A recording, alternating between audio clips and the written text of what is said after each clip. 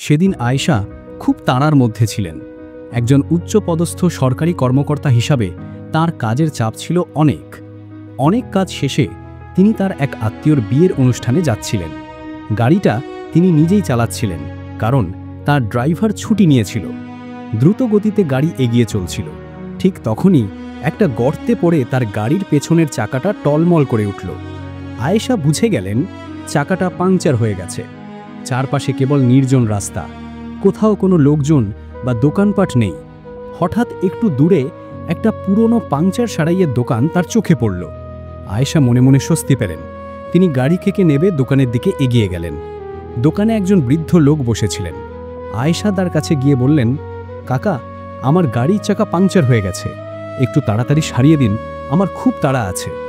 বৃদ্ধটি বললেন, 5 মিনিট বসুন মা, আমার কারিগর এখনই চলে আসবে। কিছুক্ষণ পরেই একজন লোক এলো। তার মুখটা একটা মাস্ক দিয়ে ঢাকা। লোকটি আয়েশার গাড়ির চাকা খুলে কাজ শুরু করল। আয়েশা অবাক হয়ে তাকে দেখছিলেন। তার ভেতরে কেমন যেন একটা অদ্ভুত অনুভূতি হচ্ছিল। তিনি মাস্ক পরা লোকটিকে জিজ্ঞেস করলেন, আপনি মাস্ক পরে আছেন কেন? লোকটি মাথা নিচু করে বলল, ধুলোবালিতে আমার শ্বাসকষ্ট হয়। আয়েশার সন্দেহ আরও বাড়ল। তিনি বললেন, একবার মাস্কটা খুলুন তো। লোকটি ইতস্তত করতে লাগল। আয়েশা একটু শক্ত গলায় বললেন, আমি যা বলছি তাই করুন। বাধ্য হয়ে লোকটি মাস্ক খুলল। মাস্ক খোলার পর আয়েশার পায়ের তলা মাটি সরে গেল।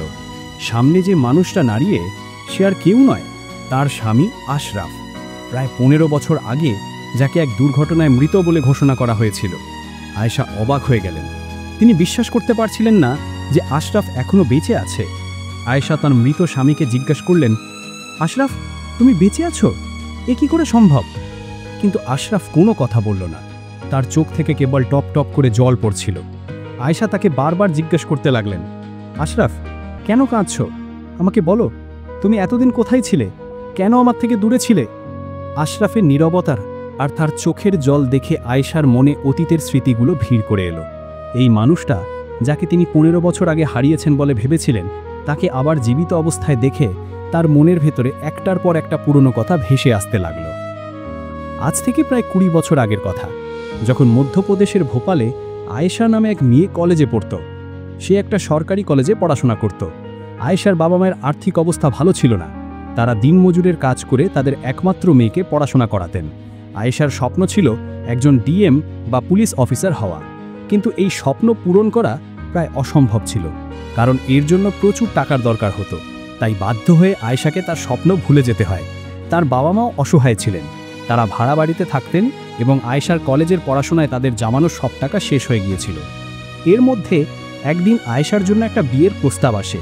তার বাবা মায়ের ছেলেটিকে বেশ পছন্দ হয়, কিন্তু আয়েশা তখনও তার বাবা মায়ের সঙ্গে থাকতে এবং তাদের সাহায্য করতে চাইছিলেন। তবে তার বাবা মা বললেন যে তারা এখন বুড়ো হয়ে গেছেন এবং তাদের একটাই স্বপ্ন যে আয়েশা যেন একটা ভালো ঘরে যায়। আয়েশার শ্বশুরবাড়ির লোকজন খুব ধনী ছিলেন না, তারা ছিল মধ্যবিত্ত পরিবার। যখন আয়েশা তার হবু স্বামী আশরাফের সাথে দেখা করল, তখন সে কেবল একটাই শর্ত রেখেছিল। সে বলেছিল, আমি বিয়ে করব, তবে বিয়ের পর আমি আমার বাবা মায়ের খেয়াল রাখব এবং আমার পড়াশোনাও চালিয়ে যাব। আশরাফ খুব ভালো ছেলে ছিল এবং সে রাজি হয়ে যায়। ধীরে ধীরে তাদের মধ্যে বন্ধুত্ব হয় এবং তারা একে অপরের প্রেমে পড়ে যায়। তারা একে অপরের জন্য সব কিছু করতে পারত। কিছু সময় পর তাদের বিয়ে হয় এবং তারা খুব সুখে থাকতে লাগলো। একদিন আশরাফ আয়েশাকে বলল, তোমার তো ডিএম অফিসার হওয়ার স্বপ্ন ছিল, তুমি কেন সেই স্বপ্নটা পূরণ করছো না? আয়েশা তখন জানায় যে এই স্বপ্ন পূরণের জন্য প্রায় 4 থেকে 5 লাখ টাকা লাগবে এবং পড়াশোনার জন্য তাকে দিল্লি যেতে হবে। আশরাফ তখন বলল, তুমি কেন চিন্তা করছো, টাকার ব্যবস্থা আমি করব। আয়েশা জানতো যে তার শ্বশুরবাড়ির অত সামর্থ্য নেই, তবু আশরাফ রাজি হয়ে গিয়েছিল। আশরাফ বলেছিল, তুমি একজন অফিসার হও, আমি তোমার পাশে আছি। আশরাফ খুব বেশি শিক্ষিত ছিল না, সে কেবল 5ম শ্রেণী পর্যন্ত পড়াশোনা করেছিল।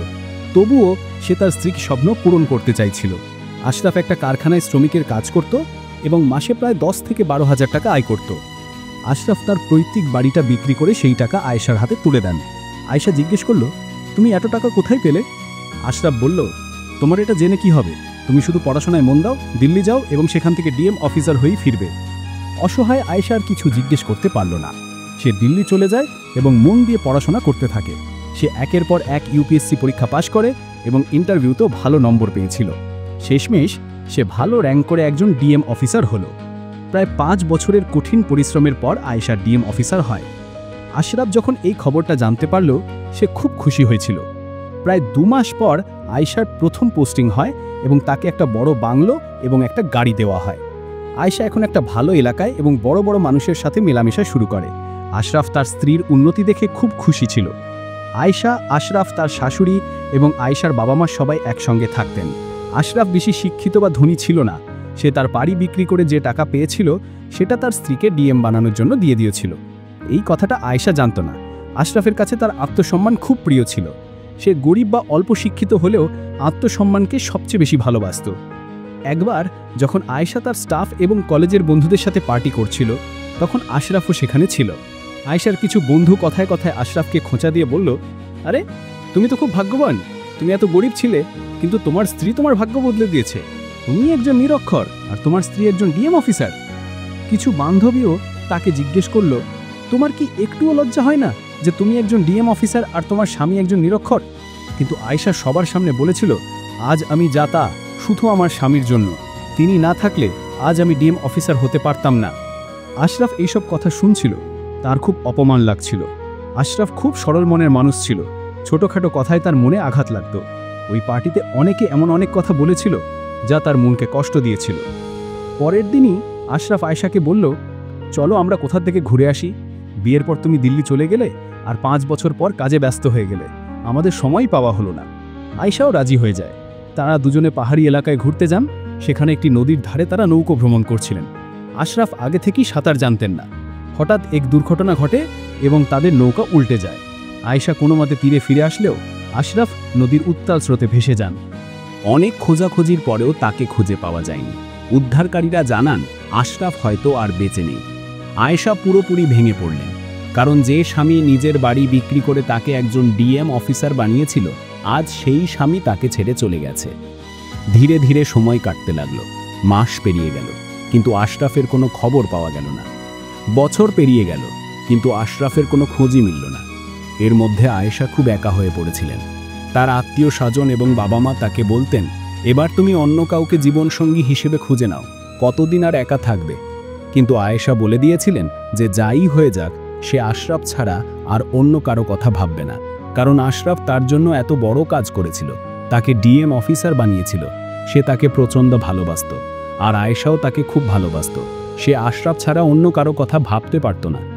আয়েশা তার স্বামীর ছবি সবসময় তার অফিসে রাখতেন।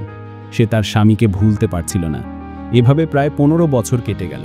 এর মধ্যে আয়েশার বদলি হলো পশ্চিমবঙ্গের কলকাতায়। সেখানকার পরিবেশ, জীবনযাত্রা সবকিছুই সম্পূর্ণ আলাদা ছিল। ডিএম হিসেবে আয়েশা সেখানে তার নতুন দায়িত্ব নিলেন। প্রায় 15-20 দিন সময় লাগলো তার নতুন পরিবেশে মানিয়ে নিতে। কলকাতাতেই আয়েশার এক আত্মীয় থাকতেন। একদিন তিনি আয়েশার সঙ্গে দেখা করতে এলেন। অনেকক্ষণ কথা বলার পর তিনি আয়েশাকে তাদের বাড়িতে একটা শুভ অনুষ্ঠানে আমন্ত্রণ জানালেন। আয়েশাও সেখানে যাওয়ার কথা দিলেন। নির্দিষ্ট দিনে আয়েশা তার কাজে এতটাই ব্যস্ত ছিলেন যে সন্ধ্যা হয়ে গেল। সেদিন তার ড্রাইভারও ছুটি নিয়েছিল, কারণ সে অসুস্থ ছিল। তাই আয়েশা নিজেই গাড়ি চালিয়ে বাড়ি ফিরলেন। তিনি সেজেগুজে অনুষ্ঠানে যাওয়ার জন্য তৈরি হলেন, কিন্তু হঠাৎ তার গাড়ির পিছনের চাকাটা টলমল করতে শুরু করল। তিনি নেমে দেখলেন যে চাকাটা পাংচার হয়ে গেছে। চারপাশে তাকিয়ে তিনি একটি পাংচার সারাইয়ের দোকান দেখতে পেলেন। দোকানের বৃদ্ধ লোকটি তাকে 5 মিনিট অপেক্ষা করতে বললেন, কিন্তু ডিএম ম্যাডামের তাড়া ছিল, তাই তিনি দ্রুত লোকটিকে ডাকতে বললেন। যেই পাংচার সারাইয়ের শ্রমিকটি এলো, তার মুখে মাস্ক লাগানো ছিল। ডিএম ম্যাডামের মনে হলো সে যেন কিছু লুকানোর চেষ্টা করছে। তার শরীর আর চালচলন দেখে ডিএম ম্যাডামের ভেতরে কেমন যেন একটা অদ্ভুত অনুভূতি হলো। ডিএম ম্যাডাম তাকে জিজ্ঞেস করলেন, আপনি কে আর মাস্ক কেন খুলছেন না? শ্রমিকটি প্রথমেই ইতস্তত করল, কিন্তু ডিএম ম্যাডামের ধমকে সে মাস্ক খুলতে বাধ্য হলো। যেই সে মাস্ক খুলল, ডিএম ম্যাডামের পায়ের তলা মাটি সরে গেল। তার সামনে তার মৃত স্বামী দাঁড়িয়ে। হতবাক হয়ে ডিএম ম্যাডাম তার স্বামীকে জিজ্ঞেস করলেন, এ কিভাবে সম্ভব? তুমি তো মারা গিয়েছিলে। আশরাফ কোনো কথা বলল না, কিন্তু যখন আয়েশা তাকে বারবার জিজ্ঞেস করতে লাগলেন, তখন আশরাফ অনিচ্ছাকৃতভাবেই মুখ খুলল। আশরাফ বলল, হ্যাঁ আমি বেঁচে আছি। আমি তো তোমাকে ছেড়ে এত দূরে চলে এসেছিলাম, কিন্তু তুমি এখানে কিভাবে? আশরাফের কথা শুনে আয়েশা হতবাক হয়ে গেলেন এবং জিজ্ঞেস করলেন, তুমি বেঁচে আছো কিভাবে? তখন আশরাফ বলল, দুর্ভাগ্যবশত আমি বেঁচে আছি। আমার মরে যাওয়া উচিত ছিল, কিন্তু আমি এখনো বেঁচে আছি শুধু এই বৃদ্ধ চাচার কারণে, যিনি তোমার পেছনে বসে আছেন। আয়েশা জিজ্ঞেস করলেন, কিভাবে? আশরাফ বলল, যখন আমি গঙ্গা নদীতে ভাসছিলাম তখন অনেক দূর চলে গিয়েছিলাম। যখন আমার জ্ঞান ফিরল তখন আমি এই বৃদ্ধ চাচার কোলে ছিলাম। তিনি আমাকে বাঁচিয়েছেন এবং কলকাতায় নিয়ে এসেছেন। আমি তাকে বলেছিলাম যেন তিনি কাউকে কিছু না বলেন। আমি তার সাথেই থাকতে শুরু করি এবং তার পাংচার সারাইয়ের দোকানে কাজ করতে লাগলাম। তার কোনো ছেলে নেই, তাই আমি তার ছেলের মতোই তার সঙ্গে থাকি। আয়েশা বললেন, কিন্তু তুমি এমন কেন করলে? যখন তুমি বেঁচে গেলে তখন আমার কাছে ফিরে এলে না কেন? কেন আমার থেকে দূরে চলে গেলে? তুমি কি আমাকে ভালোবাসো না? তখন আশরাফ উত্তর দিল, আমি তোমাকে আর অপমানিত হতে দিতে চাইনি। আমার সঙ্গে থাকলে তোমার আত্মসম্মান কম হতো। আমার মতো একজন নিরক্ষর মানুষ যখন একজন ডিএম ম্যাডামের সঙ্গে থাকবে তখন তাকে কতটা অপমান সহ্য করতে হবে। তাই আমি তোমার থেকে দূরে থাকার সিদ্ধান্ত নিয়েছিলাম। আমি জানতাম তুমিও আমাকে খুব ভালোবাসো, কিন্তু আমি বাধ্য হয়ে তোমার থেকে দূরে চলে গিয়েছিলাম, কারণ সবাই ভাবত একজন নিরক্ষর অশিক্ষিত গরিব মানুষ কিভাবে একজন ডিএমের স্বামী হতে পারে। তাই আমি মরে যাওয়ার ভান করে ফিরে আসিনি। আয়েশা অবাক হয়ে বললেন, কে তোমাকে এসব কথা বলেছে? তুমি এমনটা ভাবলে কিভাবে? আশরাফ বলল, সেদিনের পার্টিতে অনেকেই এমন কথা বলেছিল এবং প্রায় প্রতিদিনই মানুষ এসব কথা বলতো যখন তুমি কাছাকাছি থাকতে না। আমি সব শুনতাম। কিন্তু আয়েশা বললেন, মানুষ কি ভাবছে তাতে আমার কিছু যায় আসে না। আমি জানি আজ আমি একজন ডিএম, আর তা কেবল তোমারই কারণে। তুমিই তোমার বাড়ি বিক্রি করে আমাকে ডিএম বানিয়েছ। তুমি না থাকলে আমি এই পদে থাকতে পারতাম না। তুমি এমনটা ভাবলে কি করে? আমি তোমাকে এত ভালোবাসি। তোমার ছাড়া আমার 15 বছর কিভাবে কেটেছে তুমি জানো না। আমি প্রতিদিন কষ্ট করে বেঁচেছি। আমি তো কবেই নিজেকে শেষ করে দিতাম, কিন্তু আমি সবসময় তোমার অপেক্ষায় ছিলাম। এই অপেক্ষাই আমাকে বাঁচিয়ে রেখেছিল। আয়েশা বললেন, এবার তুমি আমার সাথে চলো, আর এই সব কথা কখনো ভাববে না। আশরাফ বলল, তুমি তো এতদিনে আরেকটা বিয়ে করে ফেলেছ। আয়েশা বললেন, আমি সারা জীবন একা থাকতাম, কিন্তু অন্য কাউকে বিয়ে করতাম না, কারণ আমি তোমাকে সত্যিকারের ভালোবাসা দিয়েছিলাম। তোমার চলে যাওয়ার পরেও আমি আর কারো কথা ভাবিনি। এই কথা শুনে আশরাফের চোখ দিয়ে জল গড়িয়ে পড়ল। 15 বছর পর দুজন স্বামী স্ত্রী আবার মিলিত হলেন। এরপর আশরাফ আবার ডিএম ম্যাডামের সাথে থাকতে লাগলেন। প্রায় 1 বছর পর তাদের একটা সুন্দর ছেলে হলো এবং তাদের জীবন আবার সুখে ভরে গেল। তো বন্ধুরা, এভাবেই একজন স্ত্রী তার মৃত স্বামীকে প্রায় 15 বছর পর খুঁজে পেলেন। এই সত্যিকারের ঘটনা থেকে আপনি কি শিখলেন?